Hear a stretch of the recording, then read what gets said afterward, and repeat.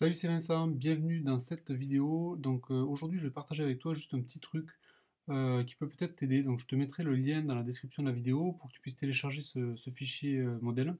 Donc c'est tout simplement une série d'astuces pour pouvoir créer des plannings ou des Gantt avec Excel sans avoir à colorier à la main en permanence toutes ces cellules là. Donc ce que je te montre un petit peu le fonctionnement, tu peux mettre une date de début du calendrier. Alors là, admettons que je mette 10 octobre 2017. Donc tu vois, le calendrier se remet à jour automatiquement.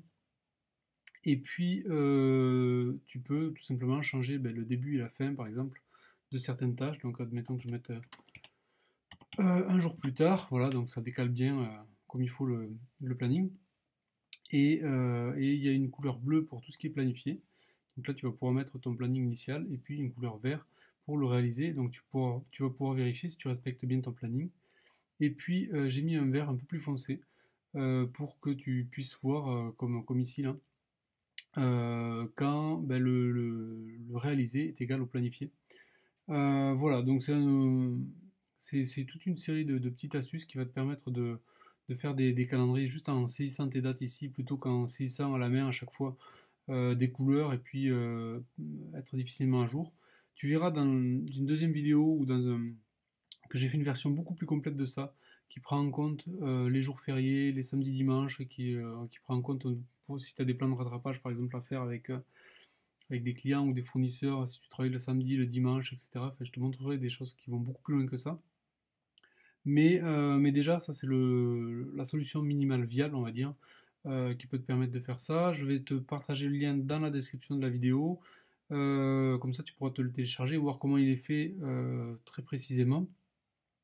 Donc tu vois, juste pour finir, pour t'expliquer, donc là tu peux saisir le début de ton calendrier. Donc là je vais remettre le début octobre 2017. Là ici il y a la date du jour, donc toutes les cellules ici se grisent automatiquement et se mettre à la date du jour. Donc si par exemple aujourd'hui on était le 18 octobre, voilà, donc ça se grise automatiquement à la date du jour ici. Donc ça je vais annuler, tac, pour que tu aies le fichier propre. Ici tu peux mettre tes différentes grandes phases de ton projet et puis tes sous-étapes par exemple ou d'autres choses. Et puis ici tu peux compléter tout simplement les dates et ça met à jour automatiquement ce graphique là. Voilà, je crois que j'ai à peu près tout dit. Je te retrouve dans la description de la vidéo, comme ça je te mets le lien pour télécharger tout ça.